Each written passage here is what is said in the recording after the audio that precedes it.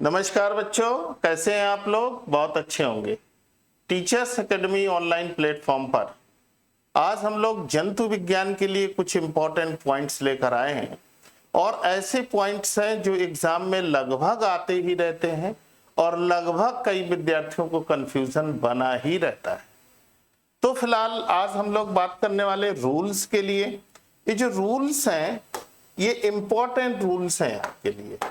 ये जो रूल्स हैं ये इंपॉर्टेंट रूल्स हैं और ये इंपॉर्टेंट रूल्स किस बात में है? Related with temperature. और इस रूल्स को लॉ भी कहते हैं। तापमान से संबंधित नियम हम लोग बताएंगे। ये नियम आप दो जगह पढ़ सकते हैं, देख सकते हैं। एक तो आपको इवोल्यूशन में मिलेगा, ऑर्गेनिक इवोल्यूशन में मिलेंगे, और दूसरे ऐसे ही रूल्स आपको इकोलॉजी में भी मिल जाते हैं।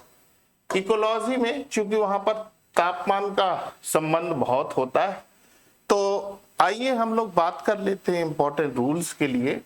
फर्स्ट रूल्स यहां पर दिया गया है एलन्स रूल्स, और जितने भी रूल्स हैं लगभग एलन्स रूल्स यहाँ इंपॉर्टेंट रूल्स हैं।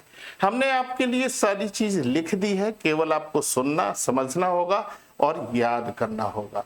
एलन्स रूल्स क्या बोलता है? द टेल, किसका टेल है?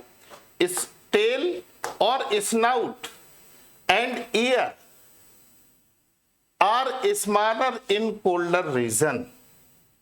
जहां का तापमान कम रहता है ऐसे वर्टिब्रेट्स में, और कौन से वर्टिब्रेट्स हैं ये होमोथर्म्स होते हैं।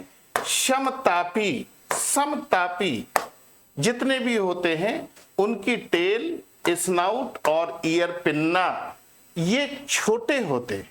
ये बताया तापमान से संबंधित।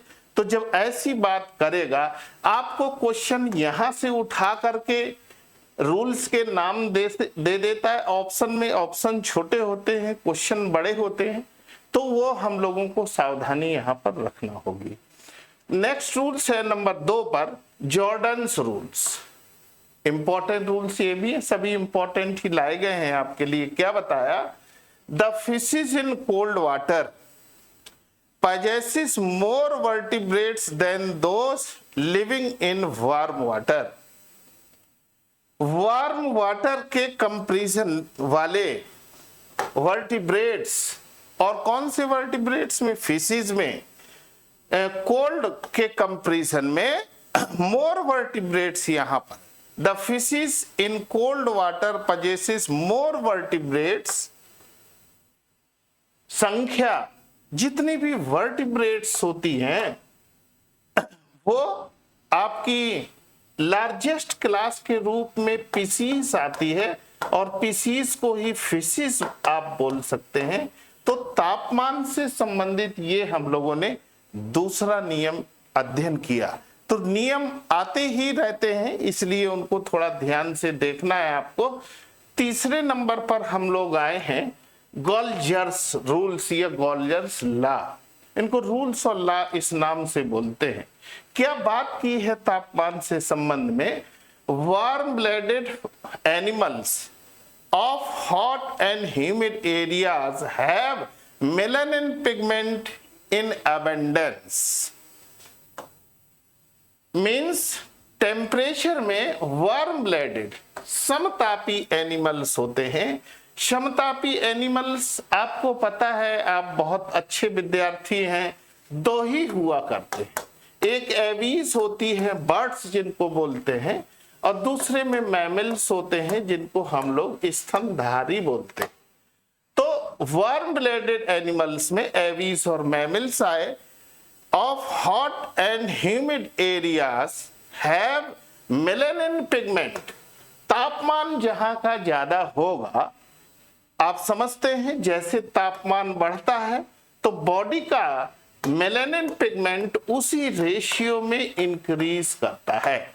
जो लोग ज्यादा धूप में काम करते हैं उनकी बॉडी का कलर काला होता है, क्योंकि मेलानिन पिगमेंट्स या स्किन में पाई जाने वाली मेलानोसाइट सेल्स और उसका हार्मोन जिसको हम लोग MSH बोलते हैं, MSH बोलते हैं, आप सभी को जानते हैं, जो मध्य पिट्यूटरी से कुछ में शुरू हुआ और हम लोगों में ये एंटीरियर पिट्यूटरी से रिलीज होता है। तो हार्मोन्स देख लेना है आपको। Cells, melanocyte cells of skin होती है, टेम्परेचर के कह सकते हैं डायरेक्टली प्रोपोर्शनल होती है। तो इससे संबंधित मेलानिन, शरीर में रंगा, शरीर रंग से संबंधित रूल्स जो है वो गोल्जर्स लॉ के नाम से जाना गया। नेक्स्ट रूल देखिए, बर्गमैन्स लॉ। बर्गमैन्स रूल्स क्या बताता है? Birds and mammals attain greater body size in colder reason.